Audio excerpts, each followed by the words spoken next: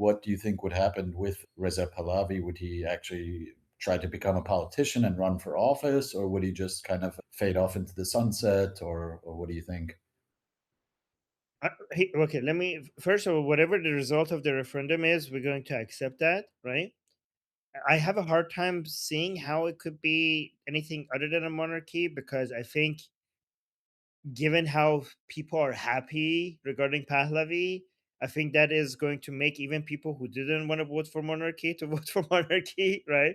Like, I think, like, imagine the Islamic Republic has fallen and the people have managed to succeed by shouting the name Pahlavi.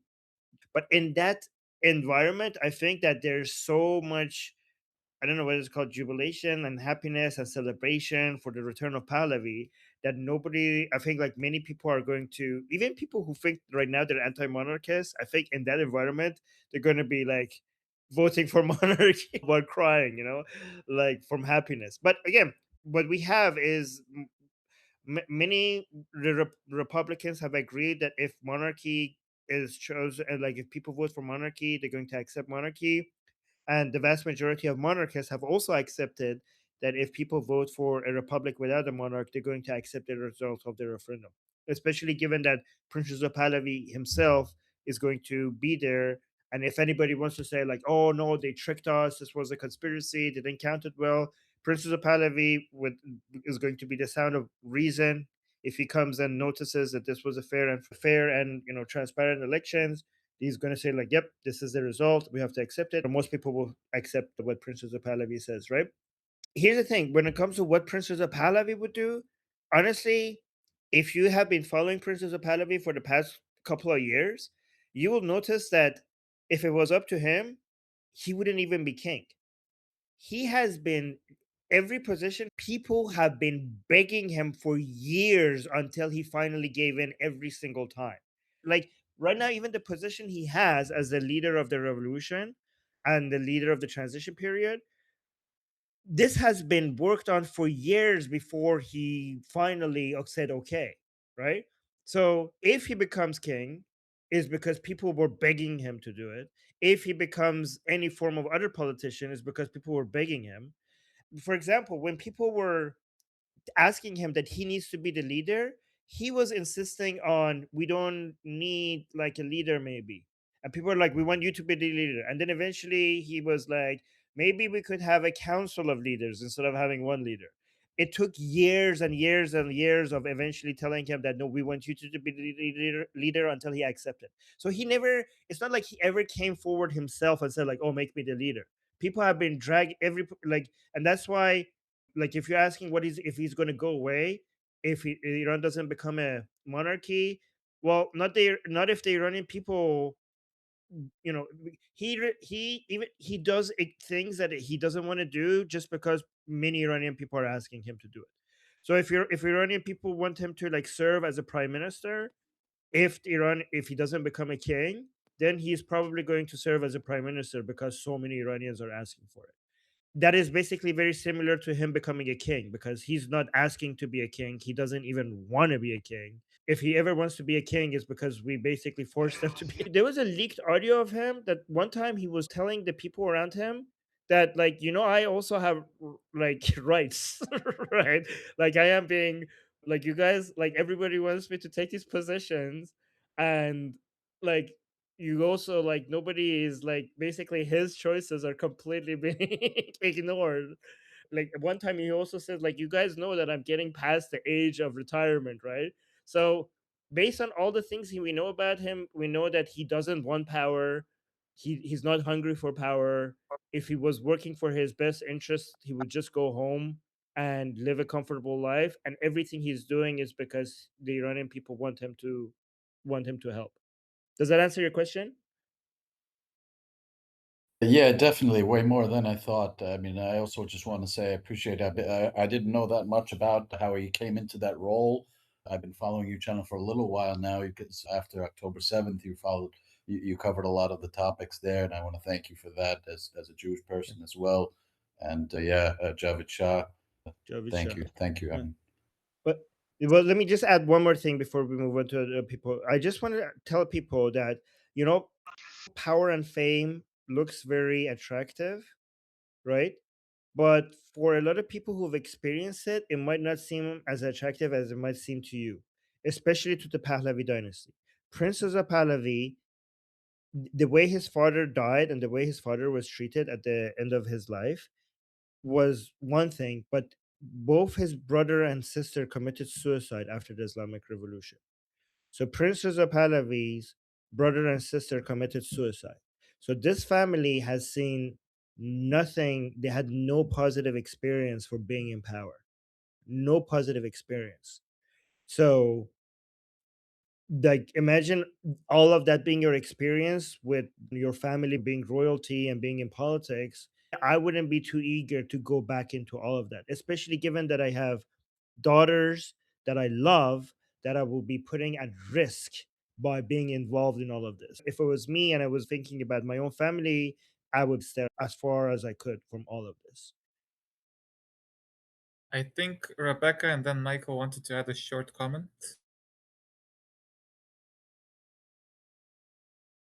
Rebecca? I did.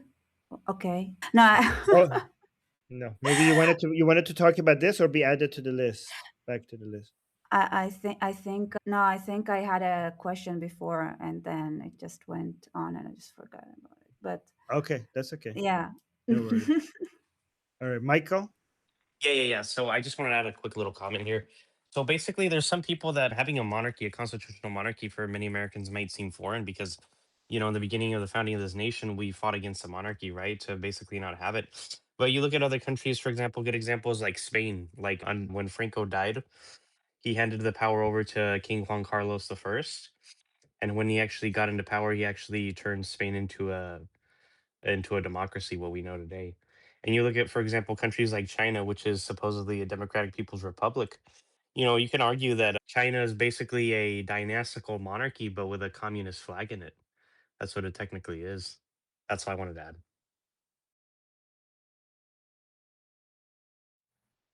All right. Yeah, do you watch this Japanese style anime? Which I'm Yes. very curious whether it was done by Japanese speakers or if it's AI, like AI I don't Japanese. know. But so there is a scene there with Netanyahu and Pahlavi, and I was kind of wondering, like, you didn't react on the fact that it looked like that they tried to hint there that he's being up, like, Yeah, you know what I'm yeah. I, saying, I didn't want to highlight it because Goldie was like really enjoying it, and I don't want to ruin that moment. right? But I What did didn't you like think part at about? all. I was bullshit. I think the Iranian people have been like this. It completely dismisses the agency of the Iranian people. And I think that if Israel and America are now becoming more pro Pahlavi, is because they're realizing that the Iranian people are not going to accept anything else but Pahlavi. And basically, they're accepting the will of the Iranian people. It's not the other way around. Israel and the United States are not forcing Pahlavi on Iranian people. Iranian people have effectively shown to Israel and the United States that there is no option but Pahlavi. It's the other way Yeah, around. Yeah. I mean, Israel started pro Pahlavi, and it got a lot of backlash for it. So it like it went to, okay, we're not gonna endorse anyone kind of policy, and then Originally, Israel was actually focusing on Kurdish separatists and the MEK, and I understand why they did that, because at that time those were the mm, most organized anti-Islamic Republic groups, and I mean, we Pahlavi was still do not. that. It's just different hands, Yeah, but I think but they're not not doing that as MEK. much anymore. I think everybody understands that MEK and the Kurdish separatists supporting No, them is MEK against the interests of definitely not. Israel, because it will basically uh, Yeah. risk the friendship that we could have with Israel, right, in the future. And I think that now that Pahlavi has proven to be a force to be reckoned with, Israel doesn't have to use those other options against the Islamic Republic, because we already have a much better option, Well, because those. the thing is, it was like it wasn't that like it was ever like it. You can think of them as somebody who could take over anything. You just needed people who would carry guns and be mercenaries, Yeah, I and understand that. that they could have played there, but they were. I'm just gonna not say anything actually.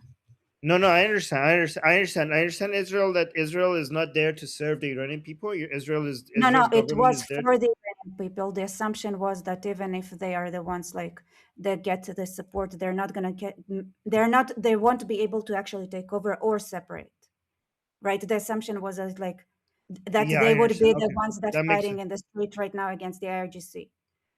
That Foot makes sense. soldiers, Okay. nothing Yeah, I but understand. like, which is, I'm sorry, it's I, like a bit brutal to say how those things work. It's not yeah, so just because you work with someone, it doesn't I mean that understand. you know. Yeah, it's like basically, for example, United States sometimes actually even worked with some ISIS members to kill Al Qaeda members. Sometimes I understand it's ugly. Sometimes I understand. Yeah. All right. Given that we have about 20 minutes left before you have to go, Armin, should I call up people that haven't spoken yet today? Yes. Yeah. Thank you. That's Okay. a good idea. So next we have Jewish Samantha.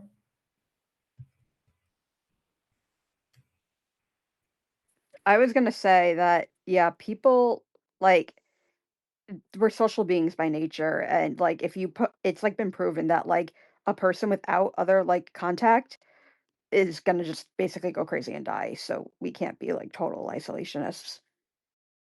Right. Yeah. Oh, by the way, Jewish Samantha, like, let me know if you want me to talk to you about capitalism. Okay, so next I have Gili Galili. Hi there. I just wanted to comment on the point made by Michael about American history and why we're against the idea of a monarchy. Actually, as a point of history, that's not quite right. The American founding fathers discussed at length whether or not to install a monarchy, a constitutional monarchy, as part of the foundations of America because they recognized the role that a non elected, inherited role could play in separation of powers in the establishment of a stable democracy. While they rejected it, they considered all sorts of people that they were going to artificially install as a kind of a royal family, which they dropped in the end. But one of the reasons they discussed it so long was because republics were viewed as being historically less stable than monarchies. They were looking at the possibility of doing both. Historically, in people who analyze these forms of government, it is understood that when you're looking at separation of powers, a non elected king type role can be a part of a democratic government that can be very stabilizing. That's all that I wanted to add. Yeah, that's a good point. By the way, non-elected directly doesn't mean that, a lot of people have to know that it doesn't mean that it's completely non-elected. So, for example, if the Iranian people choose, like any society, if they elect the people who write the constitution to write a constitution when you have to have monarchy, then, and also if they choose the methods in which they pick the monarch, so it's basically elected. The king has been elected, maybe not elected directly, but it has been the choice of the people to have a monarch, and it has been chosen by the people in which the methods to choose the monarch. So it has indirectly still been elected by the people. So, for example, indirectly elected people in the United States are the Supreme Court judges, right? So those are indirectly elected as well. They're not chosen by the American people, and they also hold those positions until they die or until they give up their position, right?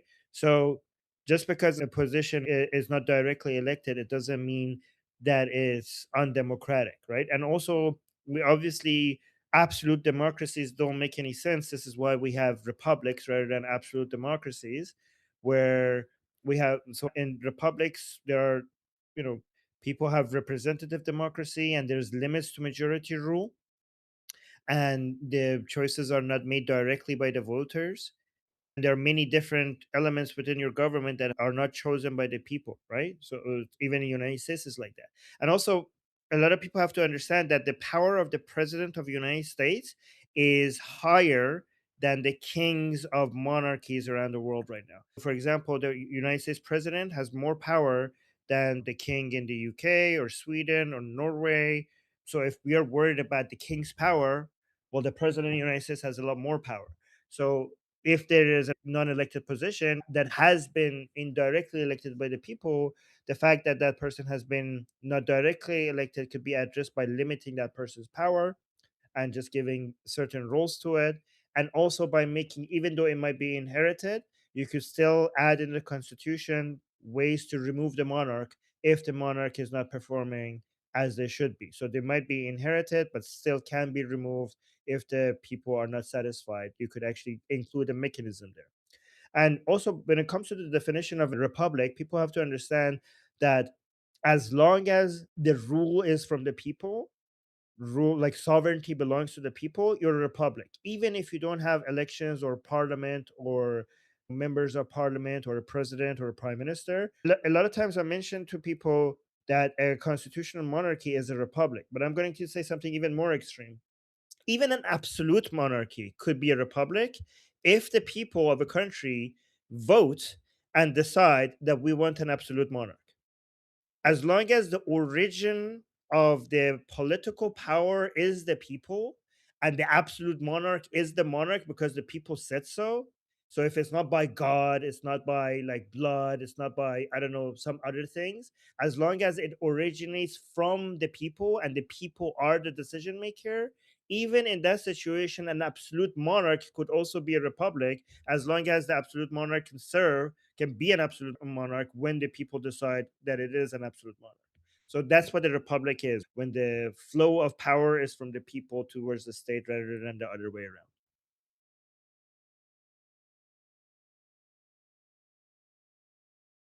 All right. Next, I will call up Sabina. So I just had a quick question about, you've brought up the Kurdish separatists a few times as being kind of an enemy of the plan that, to have, but the Kurds in Syria are a completely separate issue, right? Or They're connected. they're connected so with the separatists, or? So first, so let me just clarify that when we're like to other people who might not know this conversation, we're talking about Kurdish separatists. We're not talking about Kurdish people in general. Kurdish Iranians are very patriotic. They consider themselves to be Iranian first and Kurdish second. And the percentage of separatists among Iranian Kurds is much, much lower than the separatists in Iraq, Turkey, or Syria, right? So it's much, much lower. The vast, vast majority of Iranian Kurds are pro-Iran, pro border integrity, and they consider themselves Iranian, and they will fight for Iran, and they will fight against the Kurdish separatists. And the Iranian Kurds consider the Kurdish separatists among them to be the enemy of Iran, and they will fight them. The rest of Iran wouldn't even get a chance to fight them because the Kurdish Iranians will deal with them before we get the chance, right? So that's that. Sorry. What about Turkey? I've heard that Turkey is doesn't want Iran to be free too. Well, let me actually address the first question that you had before I go to the. So the Kurdish separatists of these four countries, they want a country called Kurdistan that has a piece of all of these four countries, right? So they do see the project is, they have this delusion of them being united across these four countries for a Kurdistan that takes part of Iran, part of Syria, part of Turkey, and part of Iraq. They're delusional because they can't even talk to each other. They kill each other all the time, right? They, like, at least the separatists in Iran, the Kurdish separatists in Iran, they have killed more Kurds than they have killed any other people. They have, okay. And also there was a video that came out of Iran from 3 or 4 Kurdish women that wanted to demonstrate how Iranian they are, and they were speaking Kurdish, and none of them could understand each other. None of them could understand the Kurdish dialect of each other, and the only way for them to communicate with each other was to speak Persian. And they recorded this and put it on Instagram to show how they're Iranian because their Kurdish language could not even be understood. All three of them, when they were like, each one of them was speaking Kurdish, the other two are like, I have no idea what you're saying, until they spoke Persian. So yeah, their bond is through Iran. Their bond is through the Persian language. But what was your other question? It was about Turkey. Is Turkey an ally to Iran?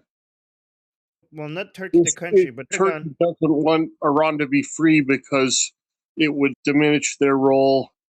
I mean, Turkey as a country is not the enemy, but Erdogan The government in Turkey is definitely the enemy. He doesn't want the Islamic Republic to fall, and right now, as we're speaking, he's doing everything to try to keep them in power, because yes, it does diminish their leverage, it does diminish their power, it does diminish many of the advantages they have right now in the region. So they're basically right now they're trying to get Trump and the Islamic Republic to talk. They're trying to act like as the mediator because they're trying to stop the war.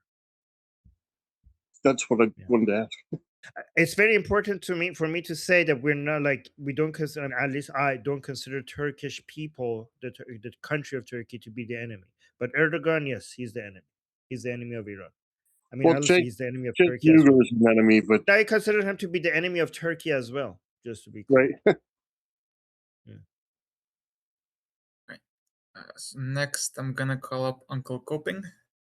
Wait, Jeffrey, let me see. Jeffrey, I think, wanted to add something to that. Yeah, go on. Turkey under Erdogan, I would contend my read on it is Erdogan is not supportive of a free, secular, democratic Iran because it would be an existential threat to his own regime and Turkey's regional leverage.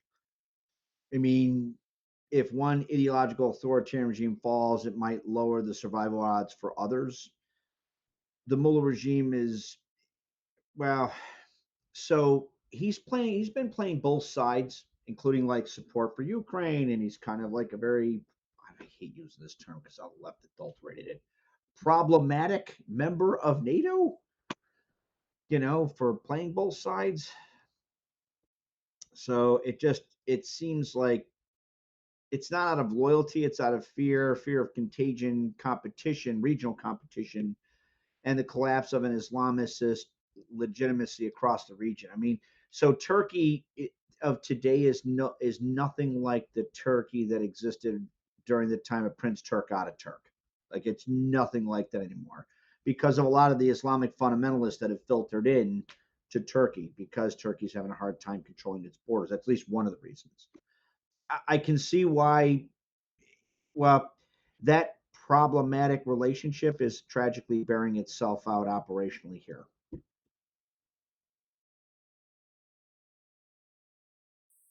Okay, Uncle Coping. Yes, thank you. Can you hear me? Yes. Excellent. So I wanted to bring on this incredibly sexy topic of tying US pensions and their access to the asset management fund like BlackRock and how that ties to Iran. So basically, the Trump administration have been doing a fair deal of policy changes, such as tax deductions that are going to be flooding the U.S. economy with many, many hundreds of billions. Now, without getting into details, like this is not my opinion. This is already locked in. They just don't know how much, but it is inflationary. And these are large sums that are getting in. And another recent one that was fairly unprecedented was that they were going to permit private equities like BlackRock to get access to your pensions, and not just the 401k in the United States, but also a similar one has been made in the EU. The difference there is that they have auto-enrolled income straight into the pensions. So the asset managers have access to your money, and they have access to it for infrastructure projects, which means a couple of things. It means that the money that was supposed to be readily available for you is going to be locked in illiquid assets like infrastructures and stuff, which is not going to be going anytime soon. It's going to cause more inflation, so just keep that in mind. Because it's going to be pertaining to Iran and the inflation that they have occurred and how you can actually twist that around. Because with those infrastructure projects, it's a lot of electrification. It's going to be required many, many thousands of tons of copper.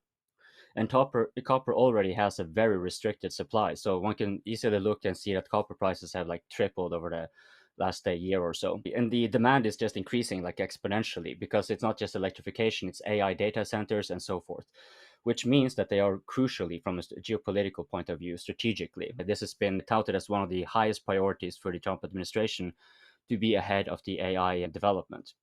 Now, this ties because Iran happens to have readily available copper.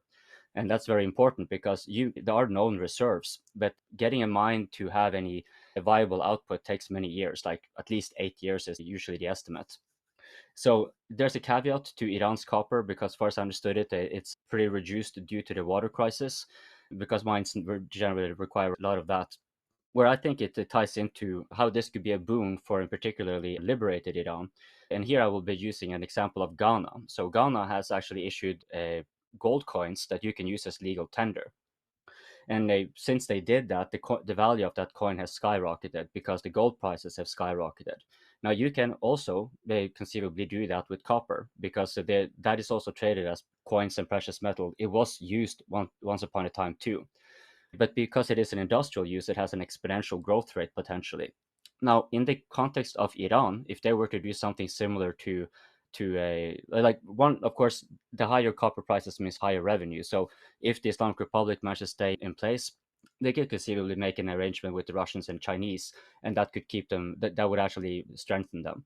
But in the advent of a liberated Iran, just by simply actually having copper coins issued as legal tender, Iranians can actually experience, rather than inflationary shocks, they can actually experience that their value increases their money increases in value, not only because the copper prices increases, but actually if they simply choose to enact it as legal tender, that will increase copper demand, right? So they could actually put themselves in a really good position there. So that was really all I wanted to put in there.